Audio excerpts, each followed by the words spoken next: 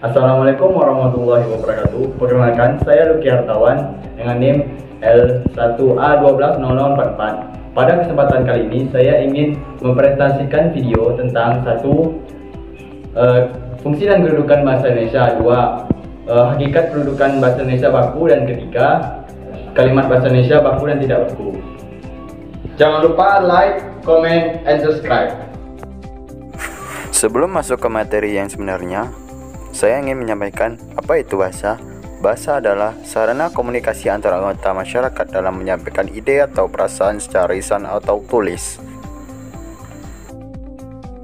Setelah teman-teman mengetahui arti bahasa, selanjutnya kita akan memasuki fungsi bahasa. Dalam berbagai literatur bahasa, ahli bahasa atau linguis bersepakat dengan fungsi-fungsi bahasa seperti berikut. 1. Fungsi ekspresi dalam bahasa. 2. Fungsi komunikasi dalam bahasa. 3. Fungsi adaptasi dan integrasi dalam bangsa. Dan 4. Fungsi kontrol sosial. Fungsi pertama ini disampaikan oleh penulis atau pembicara sebagai eksistensi diri dengan maksud menarik perhatian orang lain atau persuasif dan provokatif. Fungsi komunikasi merupakan fungsi bahasa yang kedua setelah ekspresi diri. Maksudnya, komunikasi tidak akan terwujud tanpa dimulai dengan ekspresi diri.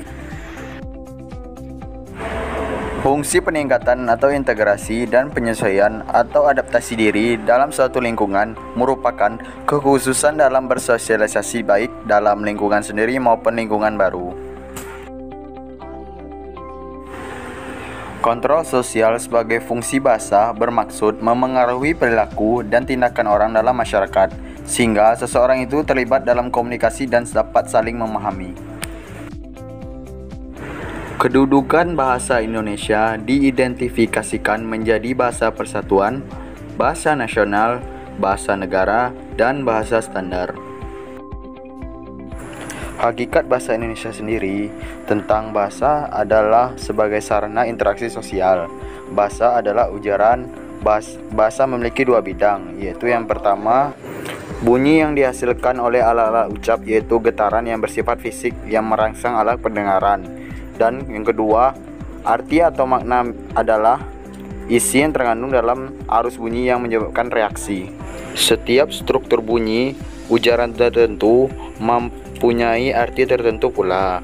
Bahasa sebagai alat komunikasi mengandung beberapa sifat, yaitu sistematik, arbiter, ujar, dan manusiawi. Ciri-ciri kata baku antara lain: 1. Bentuknya tetap dan tidak mudah berubah. 2. Tidak terpengaruh oleh bahasa asing atau daerah. 3. Penggunaan sesuai konteks dalam kalimat dan biasanya bukan bahasa yang digunakan dalam percakapan sehari-hari. 4. Memiliki arti yang pasti, tidak rancu, dan tidak berlebihan. Dan yang selanjutnya adalah ciri-ciri kata tidak baku. Yang pertama, umumnya digunakan dalam percakapan sehari-hari. 2. Dipengaruhi oleh bahasa daerah atau bahasa asing. 3. Dipengaruhi oleh zaman. 4. Bentuknya mudah berubah. Berikut ini saya tampilkan contoh kata baku dan kata tidak baku. Sekian untuk video kali ini. Saya harap video ini bermanfaat bagi teman-teman semua. Saya akhiri. Wassalamualaikum warahmatullahi wabarakatuh.